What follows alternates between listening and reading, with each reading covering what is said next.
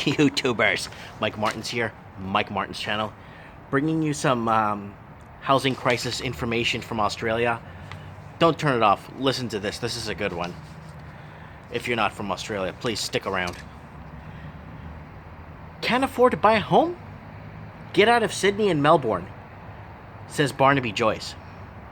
I'm going to say that one more time because your ears probably didn't believe what I just said. Can't afford to buy a home? Get out of Sydney and Melbourne, says Barnaby Joyce. Are you friggin' serious? You need multiple division class in a city. You think someone's going to drive 2 hours to take out the trash, 2 hours to go clean the streets, 2 hours from out of town to go to the waterfront properties? The infrastructure will crumble.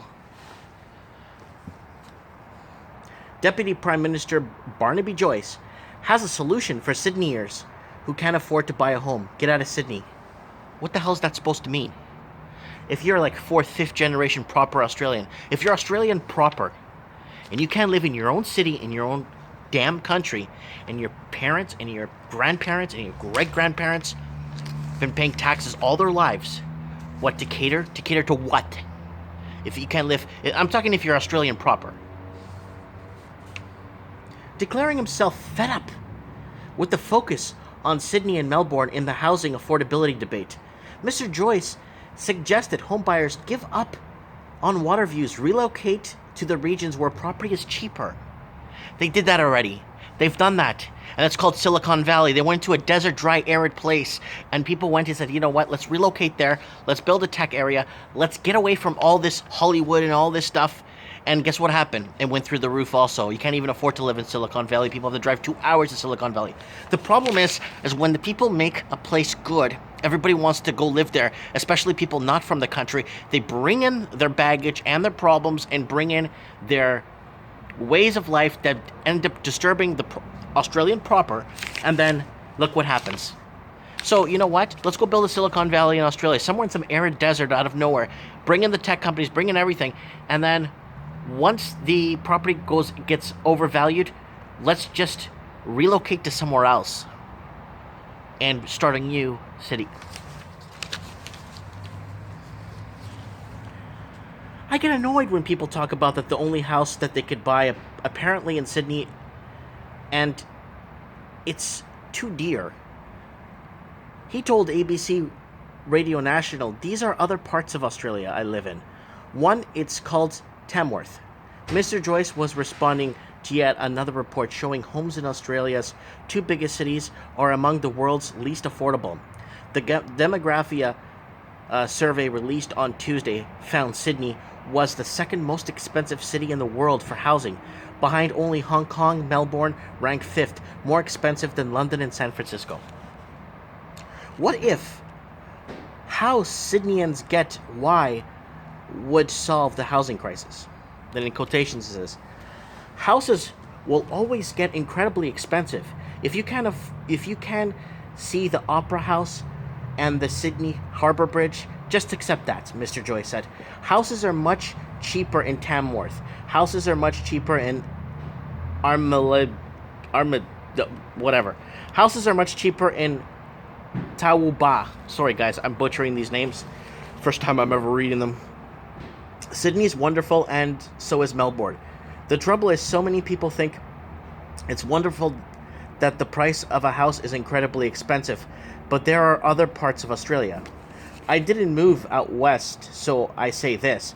If you've decided you've got the gumption in you and you want to move west, if you're going to have a very affordable house, if you really want an affordable house in Monsum, well, don't we all? But the problem is the jobs, the services, the some people need to be in the city.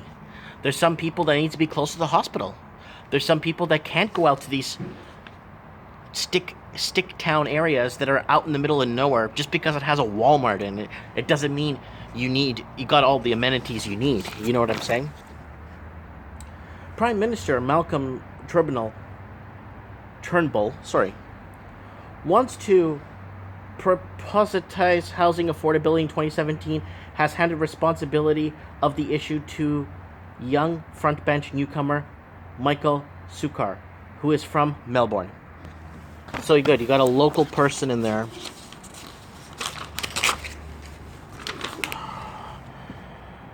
Treasurer Scott Morrison flown into London and to learn more about how the British government has responded to the housing affordability crisis in his country. Come to Vancouver, see how bad it is here.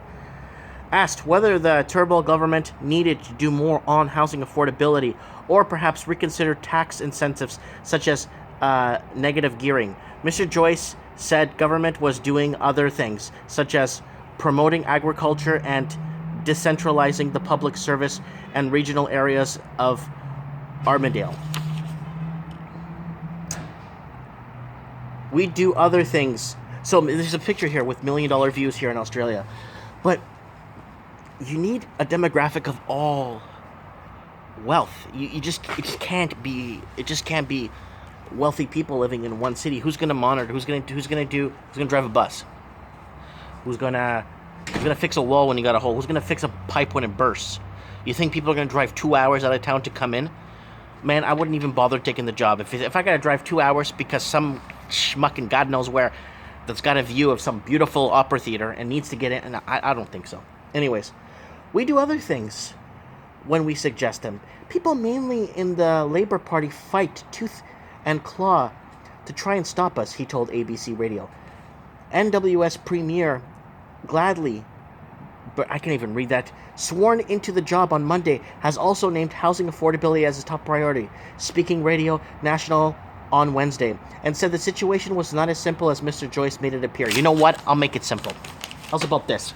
Can't even barely read the names on there. Let me tell you something. Do what Vancouver did. They implemented... People are like, oh, stop picking on the foreign investors. It's not the foreign investors. Okay, it's not.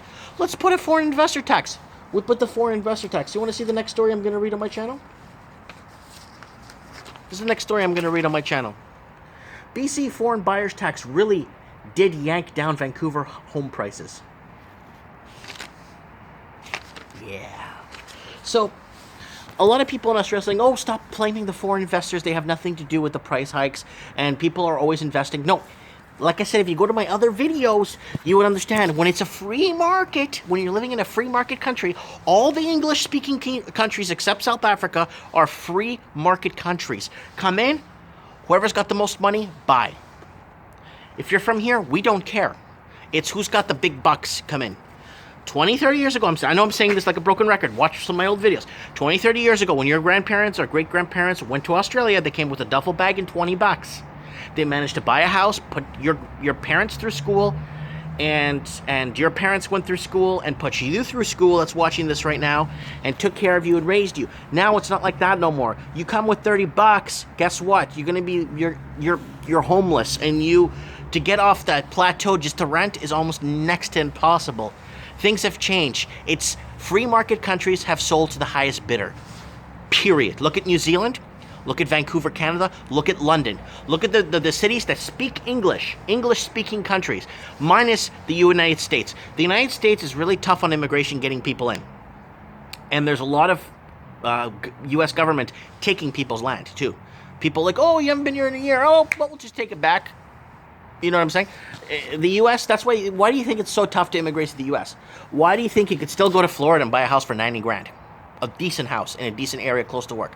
Why do you think you can go to Houston and buy a house, Arizona and buy a house? Watch some of my previous videos. I could show you guys what is going on. It's so tough to get into the U.S. because I think the U.S. just doesn't want to sell to the highest bidder. Because if they did, it would have happened long time ago. Mind you, places like Silicon Valley and San Francisco, anywhere that opens...